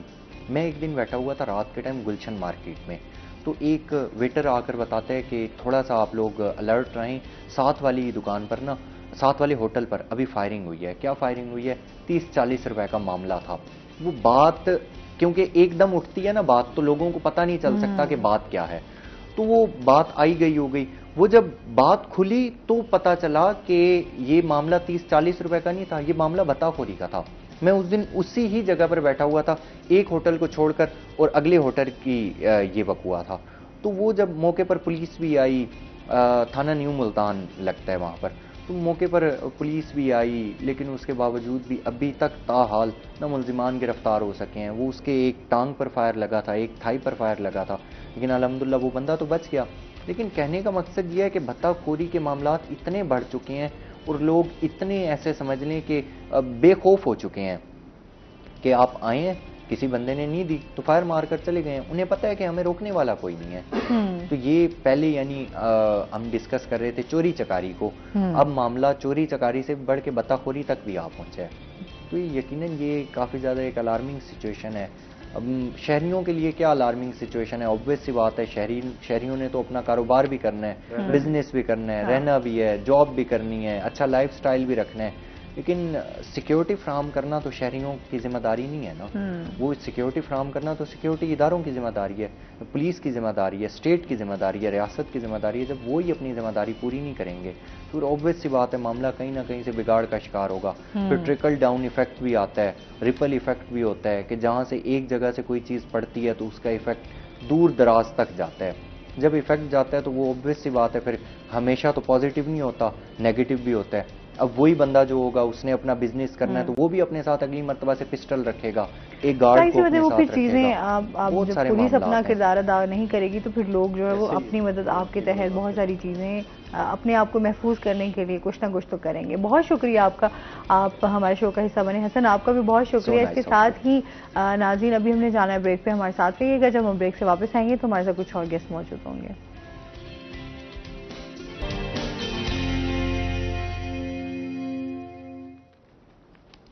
ویلکم بیک ناظرین, روہی ایٹن میں آپ کو خوش آمدید کہتے ہیں, اور بریک کے بعد ہمارے ساتھ گیسٹ موجود ہیں. ہمارے ساتھ ہیں جی آج علامہ مجاہد عباس گردیزی صاحب. السلام علیکم, کیسے ہیں آپ؟ ٹھیک ٹھاک ہیں؟ آپ ٹھیک ہیں؟ الحمدللہ. ویلکم کرتے ہیں اپنے شو میں آپ کو. اور اس کے ساتھ ہی جو ہمارے دوسرے گیسٹ ہیں وہ ہیں جی شہزادہ حسنین. شہزادہ ہمارے ساتھ موجود ہیں جو کہ منقبت خاں ہیں. السلام علیکم, کیسے ہیں آپ؟ ٹھیک ٹھاک ہیں؟ ویلکم کرتے ہیں اپنے شو میں آپ کو. اچھا جی, آج کا جو ہمارا ٹاپک ہے, آج جو ہم علامہ صاحب سے ڈسکس کرنے جا رہے ہیں وہ ہے جی سود پہ. آج ہم بات کریں گے, قرآن و احادیث کی روشنی میں جانیں گے کہ سود کے متعلق جو ہے وہ کیا احکامات ہیں, سود سے ہم کس طرح بچ سکتے ہیں, حضور پاک صلی اللہ علیہ وآلہ وسلم کے کیا فرمان ہیں, ان کی کیا تعلیمات ہیں. اس حوالے سے بات ہوگی, اور اس کے ساتھ ہی جو ہے ہم حسنین سے جو ہے وہ نعت بھی سنیں گے اور ساتھ ہی منقبت بھی سنیں گے. سب سے پہلے تو سود کے حوالے سے علامہ صاحب جان لیتے ہیں نا کہ اس ٹائم قرآن و احادیث کی روشنی میں کیا ہے. بسم اللہ الرحمن الرحیم. چونکہ آج جمعۃ المبارک بھی ہے اور ایک اہم موضوع سود ہے, قرآن کریم کے اندر سود کے حوالے سے متعدد آیات موجود ہیں، اور جو وہ زمانہ تھا جسے زمانہ جاہلیت کے عنوان سے یاد کیا جاتا ہے، نبی کریم صلی اللہ علیہ وآلہ وسلم جب تشریف لائے تو آپ نے زمانہ جاہلیت کی تمام رسوم، تمام رواج جو بنی نوع انسان، بنی نوع بشر کی اساس اس کی اصلیت سے متصادم تھے یا بنی نوع بشر کو نقصان پہنچانے کے درپے تھے، ان کو ختم قرار دے دیا۔ اس میں سے ایک یہ سود بھی تھا۔ ہوتا کیا تھا اس زمانے میں کہ جب کوئی قرض لینے والا کسی قرض دینے والے سے قرض کا مطالبہ کرتا تھا، قرض لے لیتا تھا، اور ایک خاص معین مدت طے کر لی جاتی کہ مثال کے طور پہ 6 مہینے، سال یا 10 سال کا ایک معاہدہ ہوتا، اور جب وہ مدت آ جاتی اور قرض لینے والے کے پاس جو ہے قرض دینے والے کو پیسے نہ ہوتے تو اس میں پھر اضافہ کر دیا جاتا تھا۔ تو قرآن مجید نے اسے سود کے عنوان سے یاد کیا ہے، اور پھر نبی کریم صلی اللہ علیہ وآلہ وسلم نے آ کے اس رسم کو جو ہے بالکل ختم فرما دیا اور مسترد کر دیا، اور قرآن مجید کی سورہ آل عمران کی آیت نمبر 130 کے اندر اس کو بالکل واضح طور پہ فرما دیا۔ بسم اللہ الرحمن الرحیم، یا ایھا الذین آمنوا لا تأکلوا الربا اضعافا مضاعفۃ واتقوا اللہ لعلکم تفلحون۔ عام طور پہ ہم انسان یہ سمجھتے ہیں کہ شاید پیسہ جو ہے وہ انسان کی ترقی کا معیار ہے یا انسان کی ترقی کی بنیاد ہے۔ پیسہ ضروری ہے، مال و دولت ضروری ہے، اس کے بغیر انسان زندگی بسر نہیں کر سکتا۔ واضح ہے کہ کوئی بھی انسان کو ایکٹیویٹیز اس زمانے میں کرنے کے لیے پیسوں کی ضرورت ہے، مال و دولت کی ضرورت ہے۔ اس زمانے میں بھی ایسا تھا، لیکن فرمایا کہ یہ معیار یا اساس یا بنیاد نہیں ہے۔ بنیاد جو ہے وہ کیا ہے؟ انسان کی کامیابی کی، انسان کامیاب ہونا چاہتا ہے تو فرمایا اگر تم لعلکم تفلحون یعنی کامیاب ہونا چاہتے ہو تو تمہیں تقوی الہی اختیار کرنا ہوگا۔ تقوی کی ڈیفینیشن کیا ہے؟ سود کے ضمن میں چونکہ گفتگو ہو رہی ہے تو امیر المومنین مولا متقیان حضرت علی بن ابی طالب علیہ السلام سے کسی نے پوچھ لیا کہ مولا تقوی کیا ہے؟ تو نہج البلاغہ کے کلمات قصار کے اندر میرے مولا نے ارشاد فرمایا کہ تقوی یہ ہے کہ اتقوا معاصی اللہ فی الخلوات، یعنی جب انسان اکیلا ہوئے، جب ہم معاشرے میں بیٹھے ہوتے ہیں، لوگوں میں بیٹھے ہوتے ہیں، دوستوں میں بیٹھے ہوتے ہیں، تو اس وقت ہم تسبیحاں بھی گھما سکتے ہیں اور بڑے نیک بن کے اور بڑے شریف بن کے بیٹھ سکتے ہیں۔ کمال یہ ہے کہ انسان جب اکیلا ہو، اس کو کوئی دیکھنے والا نہ ہو، تو اس وقت انسان تقوی اختیار کرے، اللہ کی معصیت سے بچ جائے۔ اور معصیت سے مراد یہ ہے کہ اللہ کی طرف سے منع کردہ، حرام کردہ ہر اس کام سے رک جانا جو اللہ کی شریعت میں حرام ہے، اللہ نے اپنے حبیب حضرت محمد مصطفیٰ صلی اللہ علیہ وآلہ وسلم کے ذریعے سے حرام قرار دیے، اور اس حرام کردہ کاموں میں سے ایک کام کا نام سود ہے۔ سود کا جو گناہ ہے وہ کتنا بڑا ہے، اس حوالے سے میں یہ کہنا چاہوں گا کہ جب نبی کریم صلی اللہ علیہ وآلہ وسلم معراج پہ تشریف لے کے گئے تو آپ نے واپس آ کر اپنے اصحاب کرام سے یہ واقعہ بیان فرمایا کہ اے میرے اصحاب، جب میں معراج پہ تھا تو میں نے کچھ ایسے لوگ دیکھے کہ جن کے جو پیٹ ہیں وہ بہت بڑے بڑے کمروں کی مانند بہت بڑے بڑے ہیں، اور ان میں سانپ اور بچھو چل رہے ہیں اور جو مجھے باہر سے نظر آ رہے تھے۔ اور جب میں نے سوال کیا، اچھا عام طور پہ جب معراج کا واقعہ بیان ہوتا ہے یہاں میں شبے کا ازالہ کر دوں یا غلطی کا جو ہے وہ ازالہ کروں اور وضاحت کروں کہ اکثر سوال کر رہے ہوتے ہیں نبی کریم صلی اللہ علیہ وآلہ وسلم حضرت جبرائیل سے کہ اے جبرائیل یہ کیا ہے، اے جبرائیل وہ کیا ہے، تو آپ اپنے تحصیل علم کے لیے نہیں سوال کر رہے ہوتے۔ حضرت جبرائیل تو جو ہیں وہ خادمان اہل بیت میں سے ہیں اور شاگردان مولا علی میں سے ہیں اور نبی کریم صلی اللہ علیہ وآلہ وسلم کے کلمہ گویان میں سے ہیں، وہ آپ کو تعلیم نہیں دیں گے۔ لیکن جب تک انسان کسی سے سوال نہ کرے تو بات آگے نہیں بڑھتی۔ وہ بات کو آگے بڑھانے کے لیے تاکہ معاملہ جو ہے وہ آگے بڑھے اس لیے سوال ہوتا تھا۔ تو جب حضرت جبرائیل سے سوال ہوا تو حضرت جبرائیل فرمان لگے کہ یا رسول اللہ یہ جو لوگ ہیں یہ سود خور ہے۔ اچھا، سود خور میں عام طور پہ یہ ہوتا ہے کہ ایک سود جو لینے والا ہے اس کو قصوروار شمار کیا جاتا ہے، نہیں، فرمایا اس میں 4 قسم کے لوگ ملوث ہو سکتے ہیں سود میں۔ ایک تو سود لینے والا، ایک سود دینے والا، ایک سود کی تحریر بھی ہوتی ہے، سود لکھنے والا وہ کہ جی میں تو پروفیشنل، عام طور پہ چونکہ ہمارے پاس ہر چیز کی ایک دلیل ہوتی ہے اس سے بچنے کے لیے، جناب میں تو لکھنے والا ہوں، میں تو پروفیشنل بندہ ہوں، میری مجبوری ہے، میں نے تو اپنا کام کرنا ہے. تو لکھنے والا بھی اس میں اتنا ہی ملوث ہے جتنا لینے اور دینے والا. اور اس میں جو گواہ ہوں گے، 2 ہوں گے، 4 ہوں گے، 10 ہوں گے، یا جتنے بھی کم زیادہ، تو وہ بھی اس میں شامل ہوں گے. اچھا، اس میں پھر سود صرف یہ نہیں ہے کہ 2 بندوں میں ہوگا، وہ 2 ملکوں میں بھی ہو سکتا ہے، 2 قوموں میں بھی ہو سکتا ہے، وہ IMF سے بھی ہو سکتا ہے، وہ ورلڈ بینک سے بھی ہو سکتا ہے. اچھا، پھر جب یہ سود کی بات آتی ہے تو جو روشن خیال لوگ ہوتے ہیں وہ ایک اعتراض اٹھاتے ہیں، وہ جی یہ تو مولویوں کی من گھڑت ہے اور پھر یہ اس طرح سے بنا لیتے ہیں. اس کا الٹرنیٹ کیا ہے؟ دیکھیں، اس پاکستان میں بھی اور پوری دنیا میں یونیورسٹیز موجود ہیں، ایسے لوگ، انٹلیکچوئلز موجود ہیں، پڑھے لکھے لوگ موجود ہیں.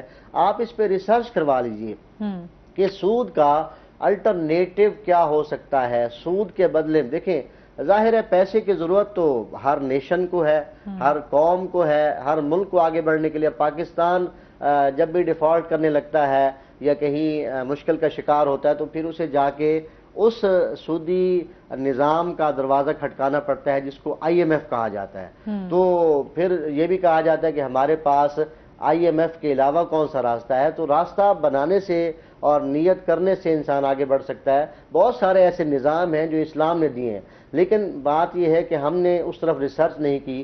نبی کریم صلی اللہ علیہ وآلہ وسلم کے دور میں جو ریاست مدینہ قائم تھی، انہوں نے کتنی بار، وہاں یہودیوں کا سب سے بڑا ایک سسٹم موجود تھا سود کا. اور جب ریاست مدینہ قائم ہوئی تو کیا انہیں پیسوں کی ضرورت نہیں تھی؟ کیا انہوں نے یہودیوں سے سود پر پیسے لیے؟ یا پھر خلافت راشدہ کا جب زمانہ شروع ہوا، کیا ان خلافتوں کے دور میں سود لیا گیا؟ نہیں لیا گیا. ان کی اگر ریاستیں یا حکومتیں، اور پھر وہ حکومتیں بڑھی بھی اور جو ہے وہاں جنگیں بھی ہوتی تھیں اور مختلف قسم کے محاذوں پر بھی بھیجا جاتا تھا، فوجی اخراجات بھی ہوتے تھے، دفاعی اخراجات بھی ہوتے تھے. جب اس تمام معاملے کو ہم مطالعہ کرتے ہیں، یا بالخصوص اہل بیت علیہم الصلاۃ والسلام کی بالخصوص زندگی کا مطالعہ کرتے ہیں، کہ اگر ایک زمانہ یہ آتا ہے کہ وہاں جو ہے 1,000 جو ہیں وہ اونٹ موجود ہوتے ہیں حضرت بی بی خدیجہ الکبریٰ سلام اللہ علیہا، اور انہیں ملکۃ العرب، ملکۃ التجار، سیدۃ العرب کے ناموں سے یاد کیا جاتا تھا. لیکن سود کا بزنس انہوں نے نہیں کیا. مدینے کا چھوٹے سے چھوٹا یہودی وہاں بزنس کر رہا تھا. سود کا بزنس بہت آسان ہوتا ہے، اور بالخصوص اس زمانے میں. لیکن مکہ میں بیٹھی ہوئی ایک خاتون، آج اس زمانے میں ترقی یافتہ معاشرے میں اگر ایک خاتون بزنس کرنے کے لیے جائے تو 100 بندے اس کے پیچھے لگ جاتے ہیں کہ ہاں جی ایک عورت ہو کے بزنس کر رہی ہے، اس کو کس نے حق دیا ہے گھر میں بیٹھے گھرداری کے کام کرے، اس کو اسلام کی تعلیمات کا نہیں پتا. تو آپ دیکھیں کہ اس زمانے میں، زمانے جاہلیت میں، ایک عورت نے اتنا اچھا بزنس کیا، اتنا بہترین بزنس کیا، اتنا اقدار والا بزنس کیا، اور اتنی دل جمی کے ساتھ بزنس کیا. میں سمجھتا ہوں کہ اس کے اوپر بھی ہمیں کوئی غور و فکر کرنے کی ضرورت ہے کہ ایک خاتون نے زمانے جاہلیت میں حلال طریقے سے کیسا مضبوط بزنس کا ایک سسٹم قائم کیا کہ 1,000 اونٹوں کا قافلہ ہوتا تھا، اور آپ کے خزانے اتنے بڑے ہوتے تھے کہ اگر ایک طرف چابیاں رکھی جائیں اور دوسری طرف ایک اونٹ کو کھڑا کیا جائے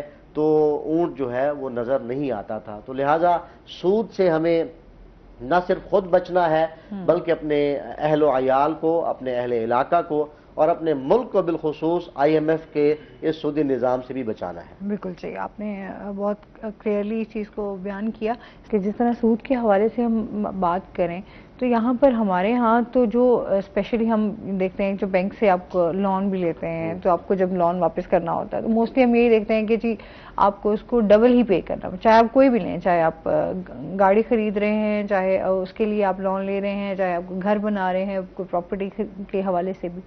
تو اس حوالے سے بھی بتائیے گا جو بینک سے لون لیا جاتا ہے اور جو اس کو پے واپس کیا جاتا ہے کہ یہ بھی سود کے زمرے میں ہی آتا ہے؟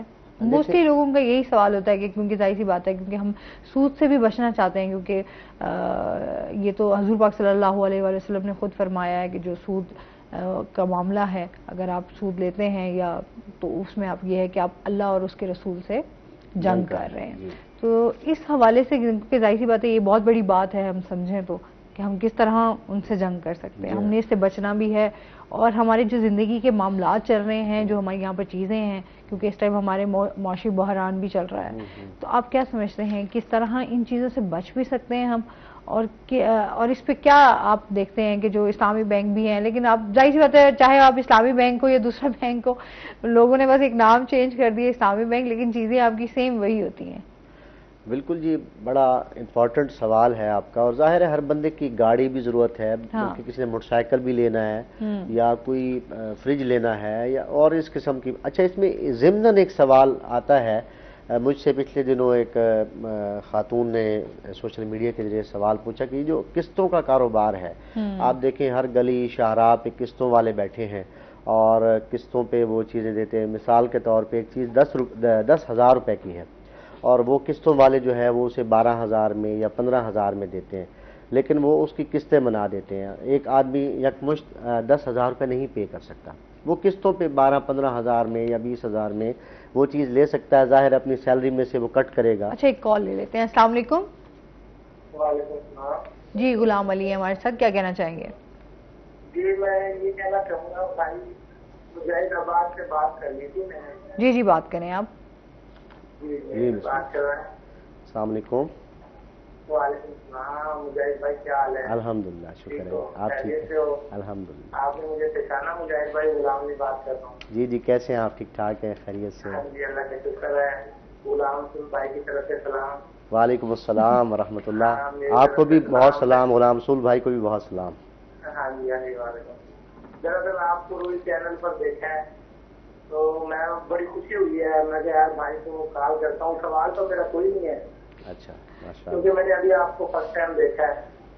اصل میں میرے کلاس فیلو کے چھوٹے بھائی ہیں. اچھا, جی. چلیں جی, بہت شکریہ کال کرنے کا. انہوں نے اپنی محبت کا اظہار کیا. بالکل, غلام رسول صاحب میرے کلاس فیلو تھے تو شاید انہوں نے پھر ٹی وی پہ دیکھا ہوگا.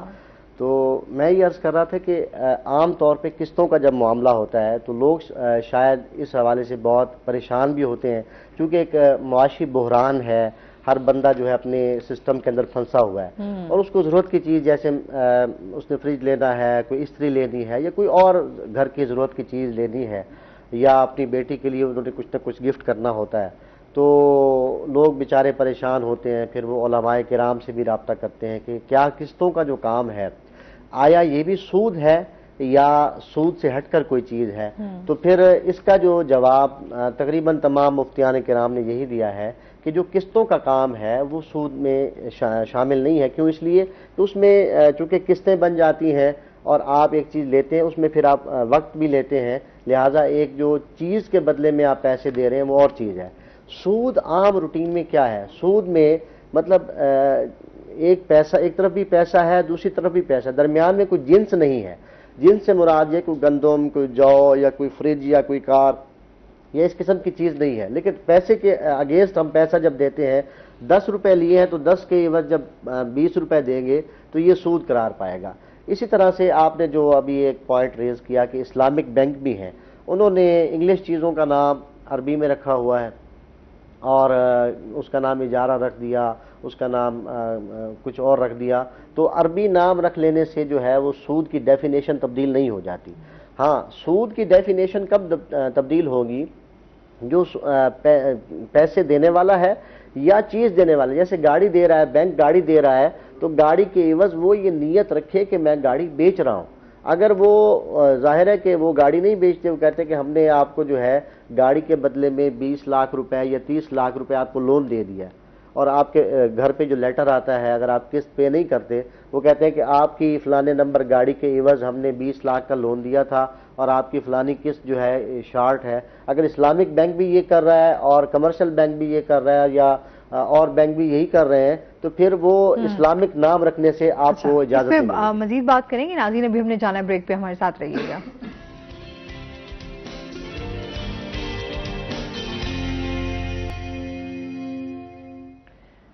ویلکم بیک ناظرین, روہی ایٹن میں آپ کو خوش آمدید کہتے ہیں.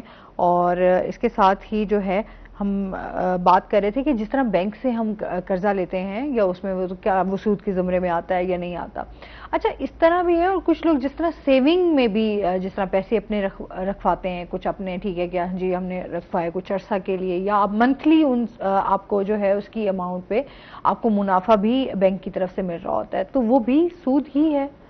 دیکھیں اس میں کہ اگر آپ اپنے پیسے جمع کرواتے ہیں اور اس نیت سے کہ ہاں جی آپ کے جو پیسے ہیں وہ آپ کے موسٹلی تو بینک میں یہی کہتے ہیں کہ آپ کی انویسٹمنٹ کہیں کر دی جاتی ہے، اس میں سے جو آپ کو منافع ملتا ہے وہ آپ کے ساتھ ایڈ ہو جاتا ہے. اس میں تو کوئی شک نہیں ہے کہ جو بینکس ہیں یا دیگر ادارے ہیں وہ جو پیسے لیتے ہیں اس سے وہ اپنے مختلف کام اور کاروبار کرتے ہیں، لیکن بات آ جاتی ہے انما الاعمال بالنیات، یعنی نیت آپ کی کیا ہے. عام طور پہ یہ معاملہ ہوتا ہے بیوگان کے ساتھ یا پینشن والے حضرات یا ایسے لوگ کہ مطلب انہوں نے اپنی کوئی زمین جائیداد بیچی اور پیسے جو ہے سب سے سیف طریقہ کار یہ ہوتا ہے کہ وہ بینک میں رکھوا دیں. اس میں اگر کوئی ایسا بینک ہے، واضح ہے کہ بینک بھی ظاہر ہے کہ وہ اپنی بچت اور اپنی سیفٹی جو سیف پوائنٹ اپنا ہے وہ سب سے پہلے سوچتے ہیں، کسٹمر کا یا اس کا وہ بعد میں دیکھتے ہیں. اگر آپ کے ساتھ بینک ایسا معاہدہ کرتا ہے کہ آپ کو کوئی فکس اماؤنٹ پیسے نہیں دیتا، جیسے آپ نے 1 لاکھ روپے جمع کروایا، فکس کروایا، اور آپ نے کہا جی یہ 1 لاکھ روپے میرا آپ کے پاس امانت ہے، آپ اس سے کاروبار کریں یا اپنے معاملات چلائیں، اس کے اوپر جو ہے آپ کو جو بچت آئے جو منافع آئے وہ آپ مجھے دیں. مثال کے طور پہ ایک بینک 1 مہینے بعد آپ کو دیتا ہے 1000 روپیہ، اگلے مہینے وہ دیتا ہے فرض کر لیجئے 900 روپے، اور اس اگلے مہینے وہ دے دیتا ہے آپ کو 1500 روپے. پھر تو سمجھ میں آتا ہے کہ کبھی منافع زیادہ بھی ہو سکتا ہے، کبھی کم بھی ہو سکتا ہے. ہاں یہ بھی ہو سکتا ہے فکس اس طرح سے بھی ہو سکتا ہے، اس کو بھی علماء کرام نے بیان کیا ہے کہ بینک ایسی جگہ پہ انویسٹ کر دیتا ہے، پیسے کو لگا دیتا ہے کہ وہاں اسے پتہ ہے کہ اس کے اوپر مجھے جو ہے منتھلی مثال کے طور پہ 5000 روپے پروفٹ ہوگا. اس 5000 روپے میں سے وہ 1500 روپے آپ کو پر منتھ دینا شروع کر دیتا ہے. اسے پتہ ہے کہ مجھے 5000 روپے پر منتھ یا اس سے پہلے پروفٹ آ جائے گا، تو یہ پروفٹ جائز ہے، آپ فکس کروا سکتے ہیں. یہ بینک کے ساتھ آپ بیٹھ کے نیگوشیٹ کریں. جہاں آپ اپنے معاملات دیگر جگہوں پہ کوئی رشتہ لینے دینے کے لیے کرتے ہیں تو یہ رشتے سے اہم معاملہ ہے. سود کا مسئلہ یہ ہے کہ نبی کریم صلی اللہ علیہ وآلہ وسلم سے سوال کیا گیا کہ یا رسول اللہ سود کا گناہ کتنا ہے، اور میں یہ آن ایئر بات بتا رہا ہوں، اپنی طرف سے نہیں کہہ رہا، بلکہ یہ احادیث کے اندر موجود ہے. نبی کریم صلی اللہ علیہ وآلہ وسلم نے فرمایا کہ سود کا گناہ جو ہے وہ اپنی نعوذ باللہ ثم نعوذ باللہ اپنی والدہ سے زنا کرنے سے بھی بدتر ہے. تو اس سے بڑا کیا گناہ ہوگا؟ تو ہمیں سود سے بچنا ہے. آپ بیٹھیں بینک کے ساتھ بات کریں کہ اگر آپ ہمیں فکس بھی دے رہے ہیں تو کیا آپ اس سے کاروبار کرتے ہیں یا کیا کرتے ہیں، مینیجر سے بات کر لیں یا کوئی بھی جو آپ کا بینک کا ذمہ دار ہے. ظاہر ہے کہ بینکس بھی یہ تو نہیں ہے کہ وہ صرف پیسے پہ پیسہ کما رہے ہوتے ہیں، کوئی نہ کوئی ان کا بزنس ہوتا ہے، وہ اس کے ساتھ کچھ معاملات کر رہے ہوتے ہیں. تو اس میں سے وہ اگر آپ کو فکس اماؤنٹ، ہاں اگر آپ کو وہ مثال کے طور پہ انہوں نے کم پیسے دیے یا کچھ زیادہ پیسے دیے، آپ کو بھی پرابلم نہ ہو بینک کو بھی پرابلم نہ ہو، تو یہ تو جائز ہو جائے گا. لیکن اگر وہ فکس اماؤنٹ میں یہ مانا ہے کہ نہ وہ بزنس کر رہا ہے اور نہ ہی آپ کے علم میں کوئی چیز ہے اور ایک مال مجہول کی کسی کیفیت ہے، تو پھر اس صورت میں یہ سود ہی کہلائے گا، کیونکہ پیسے کے اوپر پیسہ کمانا یہ سود ہے.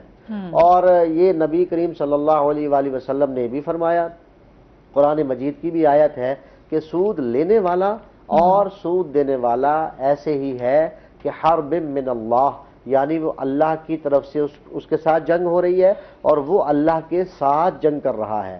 تو کون سا ایسا صاحب ظرف مسلمان ہے کہ وہ اپنے آپ کو آمادہ کرے گا کہ وہ اللہ کے ساتھ جنگ کرے یا اللہ کے رسول کے ساتھ جنگ کرے؟ ظاہر سی بات ہے کیونکہ ایسے کلام ہیں تو اس حوالے سے آپ بالکل ایک اور کیفیت پہ چلے جاتے ہیں، اور ایک جو آپ کی اہل بیت سے ساتھ ایک محبت اور ایک جو آپ کی ان کے ساتھ ایفیلیشن ہوتی ہے، وہ جذبہ کہیں اور بے شک ایسے بیان نہیں کر سکتا انسان. ایسے ہی ہے جی. نبی کریم صلی اللہ علیہ وآلہ وسلم نے فرمایا تھا نا کہ لِكُلِّ شَيْءٍ أَسَاسٌ وَأَسَاسُ الْإِسْلَامِ حُبُّنَا أَهْلُ الْبَيْتِ، یعنی ہر چیز کی ایک بنیاد ہے اور اسلام کی بنیاد اہل بیت علیہ السلام کی محبت ہے. اور نبی کریم صلی اللہ علیہ وآلہ وسلم کا یہ بھی فرمان کہ جو ان سے لحمہم لحمی و دمہم دمی، ان اہل بیت کا جو خون ہے وہ در حقیقت میرا خون ہے، ان کا جو گوشت ہے وہ میرا گوشت ہے، ان کی ہڈیاں میری ہڈیاں ہیں، در حقیقت انہم منی و انا منہم. یعنی یہ مجھ سے ہیں اور میں ان میں سے ہوں. تو واضح ہے کہ ہر مسلمان کلمہ گو کے دل میں جو محبت اہل بیت ہے وہ اس کی تازگی، اس کے ثابت قدم ہونے اور اس کے پختہ ہونے کی علامت ہے. بالکل جی. اور اس کے ساتھ ہی ناظرین ابھی ہم نے جانا بریک پہ، ہمارے ساتھ رہیے گا.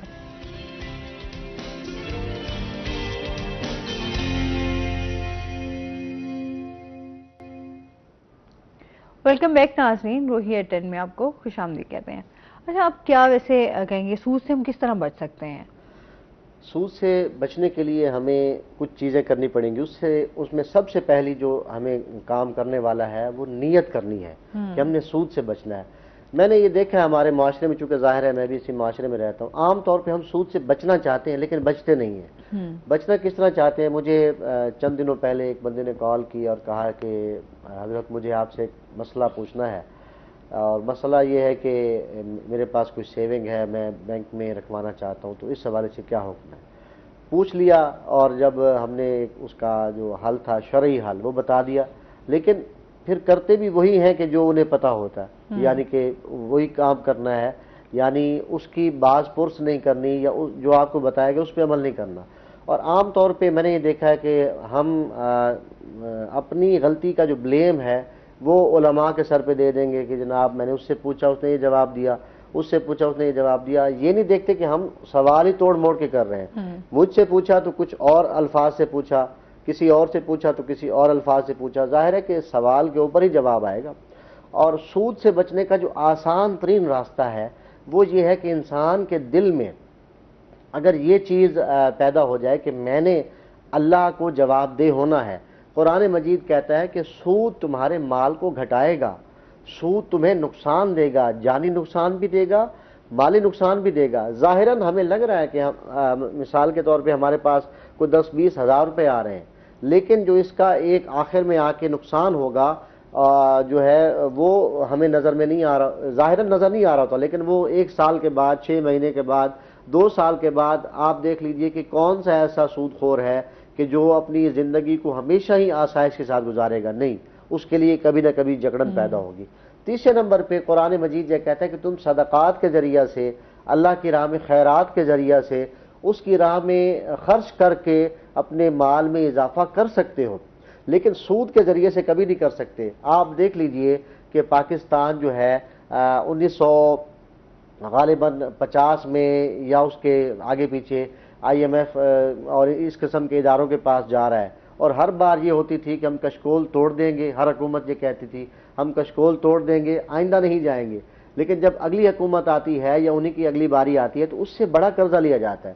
تو یہ سود کا معاملہ فردی معاملہ نہیں ہے، سود کا معاملہ اجتماعی معاملہ ہے اور یہ قوموں کا معاملہ ہوتا ہے. اور میں سمجھتا ہوں اب جو نیشنز کی بات ہوتی ہے تو یہ ملکوں کا معاملہ ہوتا ہے.